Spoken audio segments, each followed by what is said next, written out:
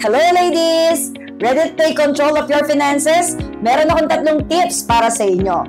Number 1, create a budget and stick to it. Dapat alam natin kung saan gagastusin yung pondo na meron tayo, no?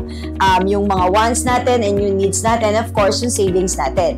50% dapat mapunta sa ating mga needs, including yung mga food, utilities expense, and then 30% goes to the savings, and yung 20% pwede na natin i-allot sa relaxation or yung mga wants natin.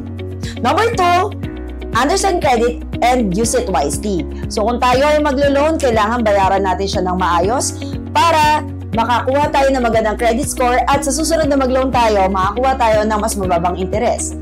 Number 3, create a passive income. So pwede tayo mag-purchase ng sasakyan at iparenta natin ito.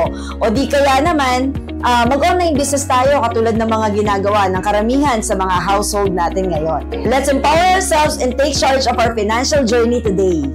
Stay financially savvy mga kapartner!